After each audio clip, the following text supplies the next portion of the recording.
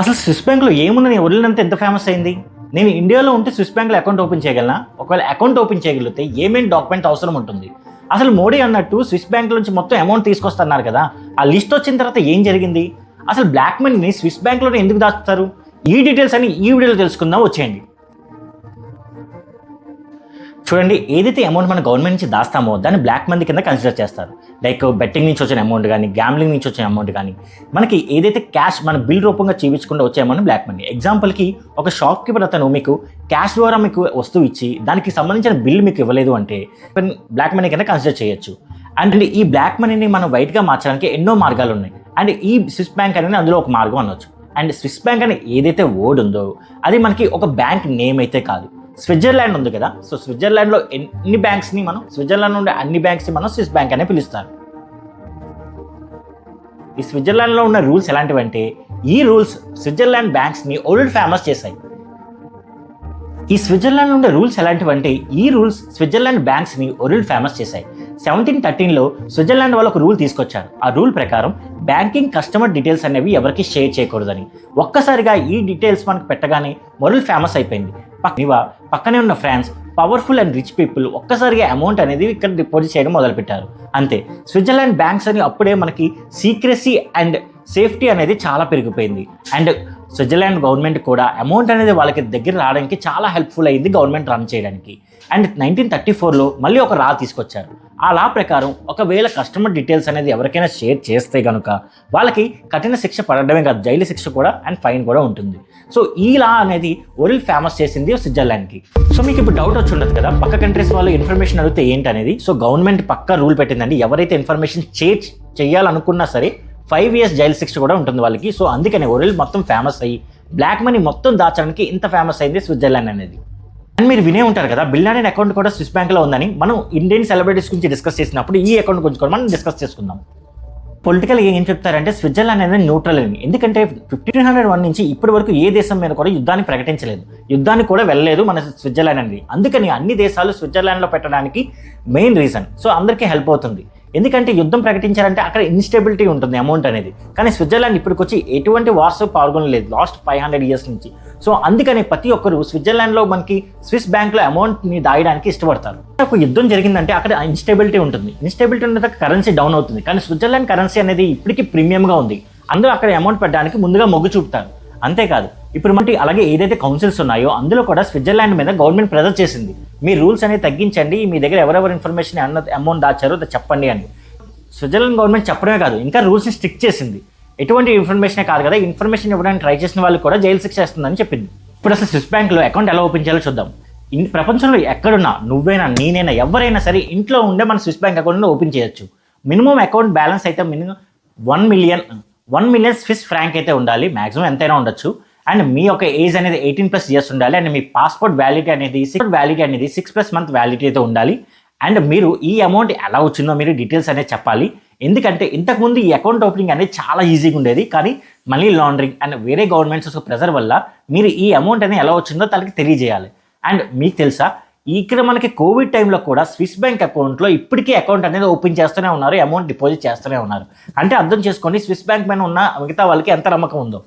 So ఇప్పుడైతే మనకి Swiss బ్యాంక్లో కూడా డిజిటలైజేషన్ అయితే స్టార్ట్ అయిపోయింది. అంటే ఎవరైతే అకౌంట్ ట్రాన్సాక్షన్ చేస్తున్నారో వాళ్ళు మొబైల్ ద్వారా కూడా స్విస్ అకౌంట్ నుంచి మొబైల్ ట్రాన్సాక్షన్ చేసొచ్చు. కానీ ఇండియాని మించి ట్రాన్సాక్షన్స్ అయితే లేదు. ఎందుకంటే లాస్ట్ ఇయర్ ఇండియా మొత్తం 7.8 billion ట్రాన్సాక్షన్ జరిగింది. కానీ ఇండియా వరల్డ్లోనే ఆల్మోస్ట్ హైయెస్ట్ ట్రాన్సాక్షన్ జరుగుతుంది. అండ్ ఎవరైనా స్విస్ బ్యాంక్ అకౌంట్ ఓపెన్ చేయొచ్చు. కానీ స్విస్ బ్యాంక్ ఫేమస్ దేనికి?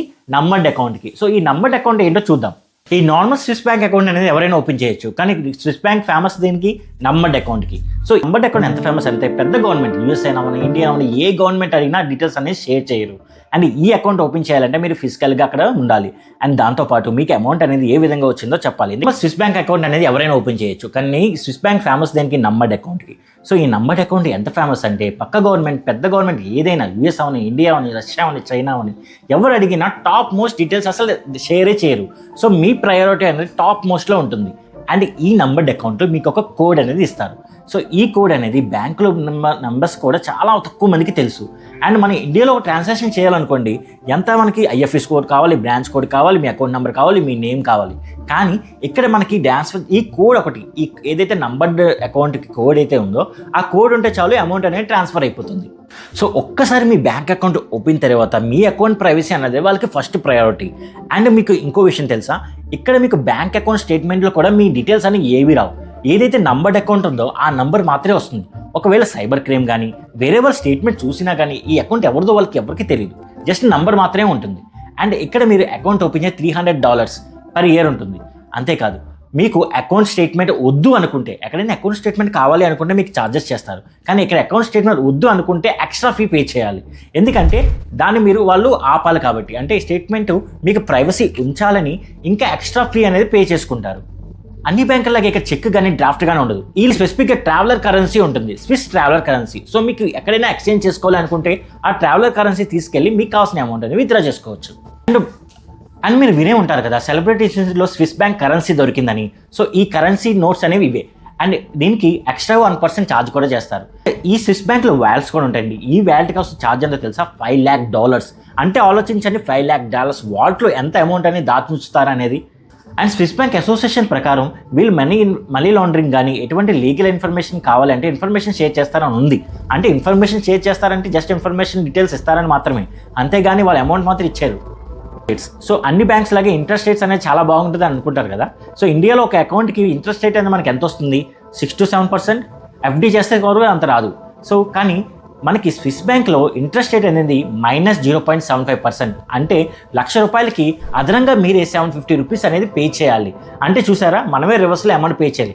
అయినా జనం అస్సలు తక్కువ అమౌంట్ అనేది డిపాజిట్ చేస్తూనే ఉంటారు స్విస్ బ్యాంక్లో.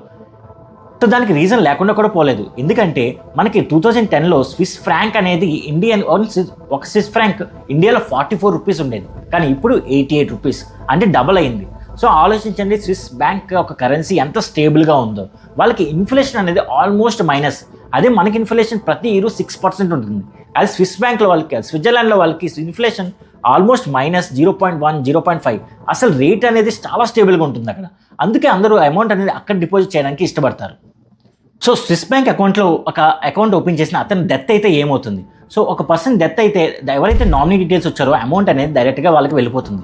లేదా అమౌంట్ నామినీ డీటెయిల్స్ ఇవ్వకపోతే 10 years వరకు వెయిట్ చేసి దాని తర్వాత వాళ్ళకి కాంటాక్ట్ అవ్వడానికి ట్రై చేస్తారు. అప్పటికి లేకపోతే వాళ్ళు గవర్నమెంట్ అనేది తీసుకుంటుంది. సో బిన్ లాడెన్ కూడా ఇదే జరిగింది. ఎప్పుడైతే బిన్ లాడెన్ చనిపోయాడో 6 years వరకు వెయిట్ చేసి తన దగ్గర ఉన్న అమౌంట్ అనేది మొత్తం టెర్రరిస్ట్కి సంబంధించిన అమౌంట్ అనేది డిజాల్వ్ చేసేసారు. సో అమౌంట్ అనేది వాళ్ళకి ఎవరికైతే రావాల్సో వాళ్ళకి అమౌంట్ అనేది ఇవ్వలేదు. స్విస్ బ్యాంక్ నుంచి అమౌంట్ తీసుకొచ్చి ప్రతి ఒక్కరికి 15 lakhs ఇస్తానని చెప్పి మోడీ చెప్పారు. నిజంగా జరిగిందా? కానీ 2015, 2019, 2020లో మనకి స్విస్ బ్యాంక్ అకౌంట్లో ఎవరెవరి అకౌంట్స్ ఉన్నాయని చెప్పి మనకి లిస్ట్ వచ్చింది. అనిల్ అంబానీ ఎంతోమంది పీపుల్ పనికి నేమ్స్ వచ్చాయి, కానీ ఎవరిని ఏమి చేయలేదు. ఎందుకంటారా? ఎందుకో మనకు తెలుసు. హైదరాబాద్లో ఉన్నారో వాళ్ళకి, పొలిటీషియన్స్కి ఎజ్జలు ఏదో ఉందని తెలుసు. మనకి వాళ్ళకి పార్టీ ఫండ్స్ అయినా అవని ఏదైనా అవని, అసలు దాని గురించి మన సెపరేట్ టాపికే. కానీ ఇండియా నుంచి ఏదైతే మోడీకి ప్రామిస్ చేశారో ఏమీ జరగలేదు. మనకి లిస్ట్ వచ్చిన తర్వాత ఎవరు ఏం చేయలేదు. ఎందుకంటే స్విస్ బ్యాంక్ ఏదైతే ఉందో వాళ్ళు ఇన్ఫర్మేషన్ ఇచ్చారంటే ఎవరి అకౌంట్ ఉంది అని చెప్పింది, కానీ వాళ్ళ దగ్గర ఎంత అమౌంట్ ఉంది, ఆ అమౌంట్ ఎలా వచ్చింది, ఆ డీటెయిల్స్ అనేది షేర్ చేయలేదు. సో మన దగ్గర లిస్ట్ వచ్చి మాత్రం మన వాళ్ళు మాత్రం ఏం చేస్తారు, అలానే ఉన్నారు. సో ప్రామిస్ చేసిన మాట అదైతే విషయం అయితే చల్లారిపోయింది తప్ప, అంటే 4 నెలలు 5 నెలలు దాని గురించి రచ్చ చేసి చల్లార్చేసారో తప్ప దాని గురించి ఇన్ఫర్మేషన్ అయితే కదలలేదు. సో మనం డీటెయిల్గా నెక్స్ట్ వీడియోలో అసలు బ్లాక్ మనీ, మన ఇండియన్ పొలిటీషియన్స్ అండ్ ఏదైతే కంపెనీస్ ఉన్నాయో వీళ్ళ మధ్య ఏం జరుగుతుందో ఇంకో వీడియోలో తెలుసుకుందాం.